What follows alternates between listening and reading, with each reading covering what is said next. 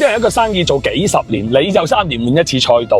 好多人做咗一世生意都唔明呢個道理。開工廠賺到嘅，用晒嚟買翻啲新設備啊！做咗餐飲10年仲係起早貪黑、洗碗炒菜，賣衫繼續搏命叫賣，只不過係門店改成咗直播間啊！好多所謂嘅生意咧，唔係你喺度經營佢，而係佢喺度消耗你。錢到手都冇幾多，頭髮就甩咗唔少。規模做起身嗰一開始，瞓覺嘅時間都冇埋。咁到底有冇一種生意咧，開始辛苦啲，後面可以越嚟越舒服啊？一定有啊！但可以令你安心立命嘅生意咧，往往唔係賺錢嘅生意，而係值錢嘅生意。唔係賺快錢嘅投機，又有價值嘅長期主義。第一類咧係死冚人性剛需，唔好去追流量嘅泡沫係嘛？風口係咩？咪就係一棚人打崩頭衝入去，又集體撲街嘅地方。邊個真係知道元宇宙係咩啦？反正錢就使多唔少啦，買咗一堆摸唔到嘅虛擬垃圾。而家咧係嘛？碟式出圈，一茬一茬嘅韭菜自動登場，追風口嘅永遠會問下一波紅利喺邊度？亞馬遜創始人貝索斯講過嘅，成日咧就有人問我未來10年會有咩變化，但好少人問我未來10年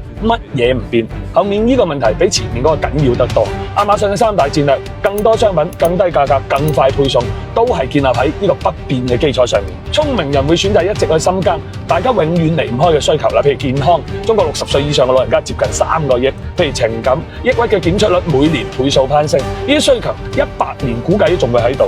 技術會過時，人性係永遠唔會。第二類係滾雪球嘅生意，唔好掂嗰啲搬磚式嘅苦力嘢係嘛？有啲嘢做1年同做10年咧係冇乜區別嘅。送外賣嘅騎手再跑10年仲係風裏來雨裏去係嘛？擺攤賣燒烤嘅10年後仲係要等到天光先有一份，多賣1寸就多賺1寸嘅錢，呢邊係生意啊！擺明係用生命去換銀紙。我哋要做可以產生複利嘅嘢，令時間能夠成為你嘅幫手係嘛？一條爆款嘅視頻掛車係嘛？半年可以持續賣出1000支口紅嘅，一個品牌做起身價貴啲都好，消費者仲係會首選你。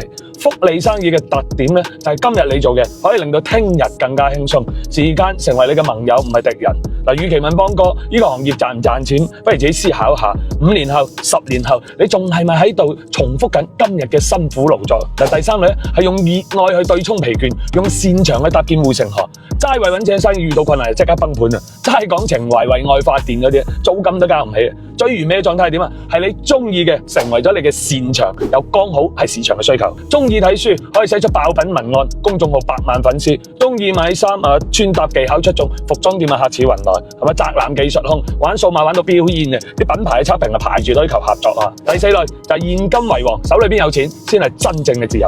好多老細年入1000萬，號稱嘅利潤100萬添，但係啲錢咧係嘛？壓晒喺啲貨度咯，壓晒喺應收度咯，壓晒喺啲設備度咯。月底計下數，發工資都要借錢。未來一段時間，各行各業都要去庫存，只有輕資產高周轉咧先係王道係嘛？山姆先收咗年費，再賺商品差價；教培嘅知識付費嘅，先收錢再開課；私域社群嘅老客戶不斷復購，慳咗一大筆流量使費。假如一個生意你要全年無休，行開半步都話唔得嘅，你唔係老細，只不過係幫呢個生意打工嘅高級打工狗係嘛？咁點解呢4個生意可以長做長有咧？係因為剛需咧係唔怕震盪嘅。世界再點變啊，人都要食飯瞓覺嘅。因為複利咧係時間朋友，時間越長收益越大。